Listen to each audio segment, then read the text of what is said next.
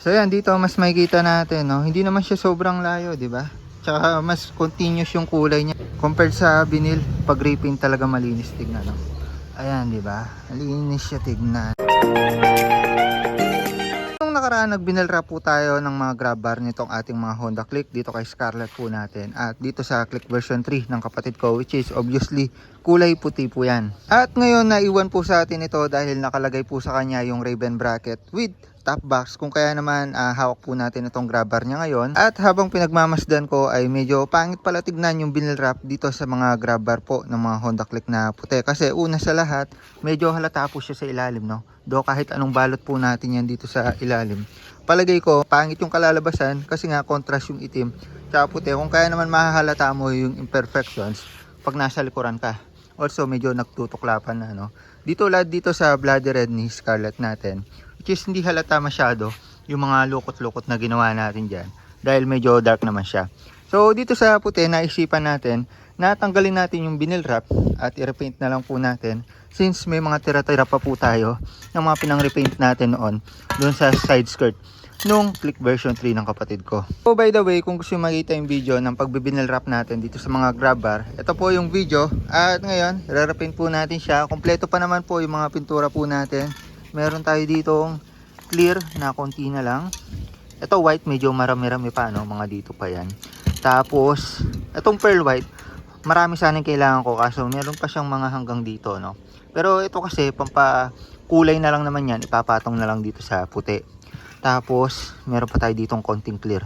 So palagay ko kakasya naman siya para ma-repaint natin itong buong grab bar natin, no? So by the way, yung Click version 3 na puti, ang pinakakulay noon is pearl arctic white to be specific. Pero yung ginawa natin sa side skirt, itong kombinasyon lang ng white tapos pearl white, medyo malapit na siya. So since naging successful yung pagre-repaint natin doon, malapit naman siya doon sa kahan ng motor, yun din yung repaint na gagawin natin dito. Muntik ko nakalimutan, kailangan pala natin ng surfacer dito. So gamit tayo ng UCH 210 surfacer para kumapit yung base coat na i-apply natin dito sa grab bar po natin. So yung pagkakasunod-sunod lang yan, simple lang naman, surfacer, tapos puti, tapos pearl white, tapos clear. So yun lang naman yung mga kailangan natin pintura, 4 na uri ng pintura para ma-achieve natin yung malapit na kulay na kaha niya, which is pearl white. So syempre bago natin pinturahan yan, kailangan natin tanggalin itong pinagagawa natin dito na medyo marumi tignan, at kailangan natin siya lihain ng konti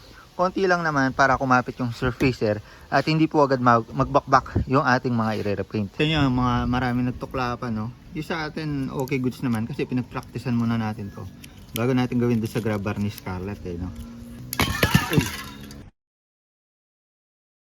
So yan, natanggal na natin yung vinyl wrap. Kung makikita nyo naman, napakakinis pa. Stuck pa yung kulay niyan actually, pero yun, kailangan po natin gasgasan itong surface. Gagamit po tayo ng liha para kumapit po yung surfacer natin at hindi po siya agad magtuklap.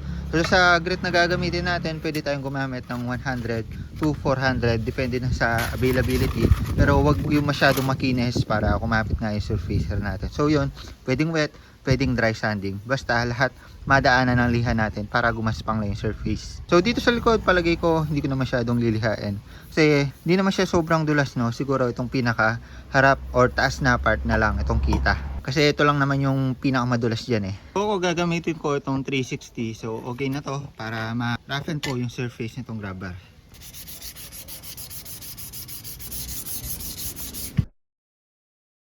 Pagkatapos po natin siya niliha, nilinis na rin po natin siya at hinitgan para masiguro natin na tuyong-tuyo siya, no? Tapos nisprayan natin ng alcohol itong part na to, itong taas na part, para malinis na malinis. Walang mga oil na nakakapit po dyan at kumapit talaga yung pintura po natin. Kung makikita nyo naman, na-roughen na po natin ng konti yung surface, kung kaya naman wala na po yung kintab niya. Hindi naman importante dito na tanggalin yung pintura, importante dito ma-roughen. So baka tanggalin nyo pa ng buo yung pintura. Pwede naman po kahit hindi, pwede naman po kahit tanggalin. Pero yung ganyan, kakapit na po yung pintura natin. So dito sa likod, hindi ko na po masyadong niliha yan kasi medyo rough naman. So yung pinaka-target po natin is itong top part lang. Okay na po tayo sa preparation, napatuyo naman po natin at wala na po siya mga residue. Make sure lang natin na malinis talaga yan para kapit na kapit yung pintura. Uunahin natin i-apply itong primer po natin, surfacer. Medyo konti na lang siya, no? Titipirin ko na lang siya kaya isang coat na lang siguro tayo dito. Yung goal lang natin is mapinturahan lahat ng part para kapit yung next na paint. So alugin lang natin, tapos make sure natin layo natin ng konti para pino yung buga.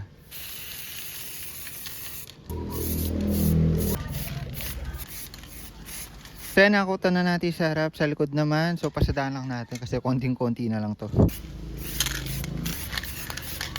Sinumabot pa naman, no? Nagsakto lang. So nakutan pa naman kahit paano itong likod. So sa harap, nakutan naman po siya ng maayos. So patuin lang natin ng mga 5 to 10 minutes.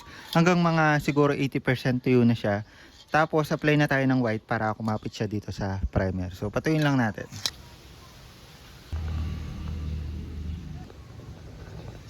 After ng mga 15 minutes, medyo patuyo na siya, no? Hindi na dumidikit daliri ko, pero ano, medyo bumabaon pa ng konti. So, mga 95%, no? Parang malapit na siyang tumigas, tumuyo. Pero yun, pwede nyo namang other option is patuyuin, tas lihain kung gusto nyo mas makapit. Pero tayo, goods na yan, subok naman natin, hindi naman siya agad nababakbak. So yun, apply na po natin yung white natin. White 2102. And tapos ganun pa rin, kukutan natin ng buo harap likod. Ito medyo marami-rami pa to, so mga hanggang 2 coats siguro kaya pa dito.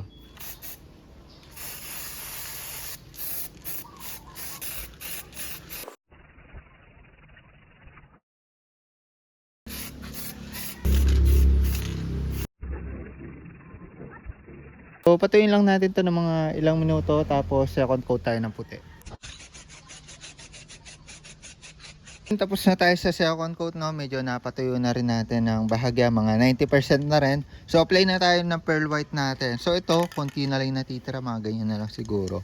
Titipirin na lang natin siya, no? Baka bandang itaas na lang yung applyan natin. Yung sa likod din na natin applyan. So ito lang naman yung importante. Yung likod naman, napinturahan naman natin ng puti. Kung kaya naman, hindi na siya masyadong halata. So itong pearl white na to, yung magbibigay ng finish na parang ano siya, perlas or yellowish ng konti. Kamukha doon sa finish nung kaha natin. So kung kaya naman kailangan natin to. Pero nasa inyo na kung lalagay ng pearl white or stay white nyo na lang.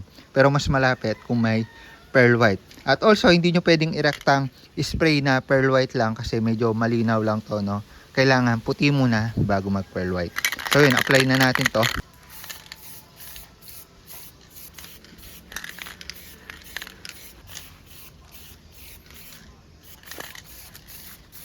Yan, yung challenge lang dito, hindi natin nakikita yung ina-apply natin kasi medyo malapit siya sa puti. Pero yun, make sure na lang natin na na-apply lahat. So yan, palagay ko na-apply naman na lahat. Patuyuin lang natin, tapos lastly, clear coat na tayo. Medyo natuyo na, napansin po natin parang medyo nag-gold siya, light gold or light brown, no? Hindi na siya yung puting-puti, which is sa swak po sa kulay ng kaha natin. So next po natin, last, para may protection po siya, hindi agad mabakbak. Gamit po tayo ng clear 128. So paikutan lang natin siya. So kahit isang coat na lang po ito, medyo konti na lang din kasi swak na swak lang to.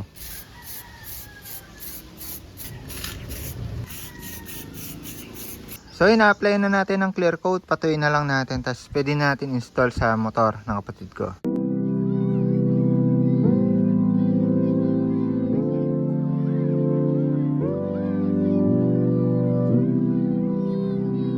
So yun, dumating na yung puting click. So far so good, pinagmamasdan ko.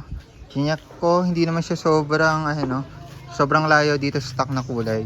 Same as dun sa side skirt, no? So pag nilagay natin to, talaga match. So ito, balak rin natin siyang i-repaint soon, no? Para isang kulay lang lahat. Ewan ko ba't naging itim pa to, no? So yan, dito mas makikita natin, no? Hindi naman siya sobrang layo, di ba? Tsaka mas continuous yung kulay niya compared sa vinyl. Pag repaint talaga malinis tignan, no? Ayan, di ba? Malinis siya tignan. So yun, tornilyo lang po natin siya. Gamit pa rin po natin stock bolts. Tapos bigyan ko kayo ng kapirasong montage.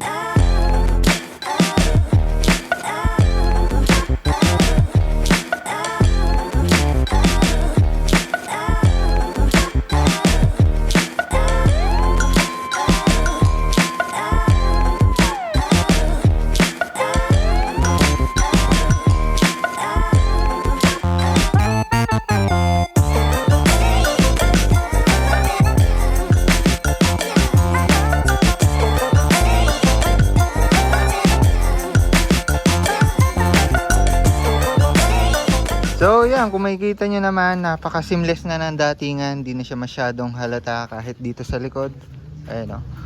medyo malinis na siya tignan, hindi na siya yung may sapal-sapal dito, 'di ba? So okay na okay yung repaint para sa mga gustong maging malinis yung datingan ng grab bar at gusto pong i-match yung kulay dito sa kanilang mga kaha, lalo na po kung puti yung inyong mga motor. So pwede nyo gayahin yung ginawa natin at ilalagay po lahat ng mga items dito sa description, lahat ng mga ginamit natin lalagay po yung link. So yun lang muna para sa video nito. The more click, the more you know, repaint ng ating mga grab bar. Bye bye.